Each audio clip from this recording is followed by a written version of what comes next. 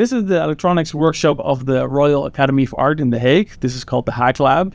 And every year when new students come in, I do this introductory workshop. So last few years I've been doing light modulation.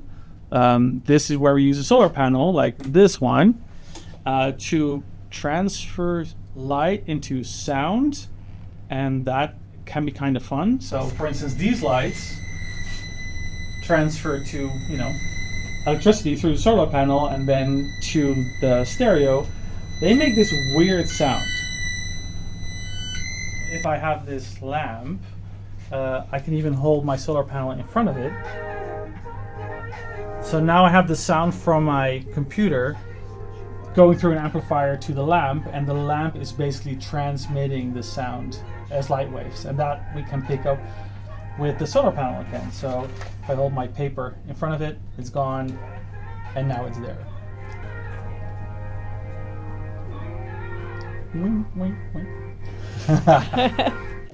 So there's another kind of fun thing that people like in here, and that's oscilloscope music. So this is an oscilloscope, measuring device. It shows the voltage levels that we send actually through an amplifier to this speaker.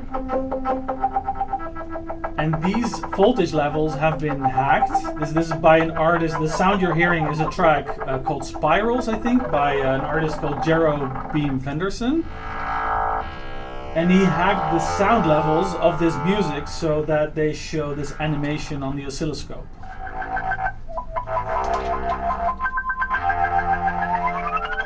So this is very clever. And it's weird too, because what you're hearing and what you're seeing is the same thing, right? It's the same signal. So there's this weird crossover between those two workshops that I've done with students, and that is, I'll let you hear it right now. So if I hold the solar panel in front of the oscilloscope,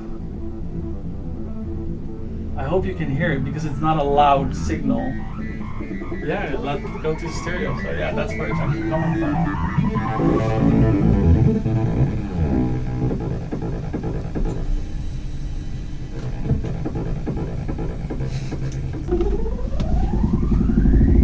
It's so weird because it's not supposed to happen, right? Because the oscilloscope is really just a dot that's moving vertically and horizontally with the voltage levels of the left and right sound signal. So it's just the same intensity all the time. So why do we hear? I mean, we shouldn't be able to hear it because the solar panel transforms changes in light into electricity that we hear then via the speaker and the amplifier as sound. And this is not changing, right? So the dot is just, the intensity is the same all the time. So we shouldn't hear it, and yet we do. It doesn't make sense. I talked to a few people last few years about, when I first noticed this, I talked to a few people why this happens. We have a few theories. One is that the sound that goes into the oscilloscope and into the speaker is still changing the luminosity or the brightness of the dot anyway, and not just the deflection horizontally and vertically. I don't think that's very likely because it should just be a moving dot.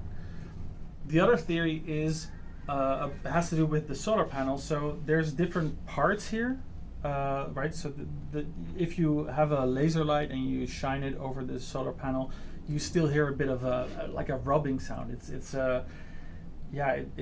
changes a little with where it is on the solar panel. It could be that the dot, when it shines out of the screen, maybe it's changing the how much electricity the solar panel generates. So that's what's making the sound. Don't know. The third theory that we came up with seems the most likely to me, is that the dot moves across the CRT screen with the frequency, and maybe it's the surface or the part of the CRT screen changes at that frequency. It's helped also by the fact that in those old CRT screens there's a bit of phosphorus, which has a bit of an afterglow, right? It glows slightly bit longer after the dot has already moved. So different parts of this screen light up depending on the frequency and the amplitude. So maybe the intensity does change, and that's why we hear the sound. I have no way, I don't know, I wouldn't know how to test that. So if anyone has the solution to this mystery, then I'd be very happy to hear it. Oh, it's so noisy.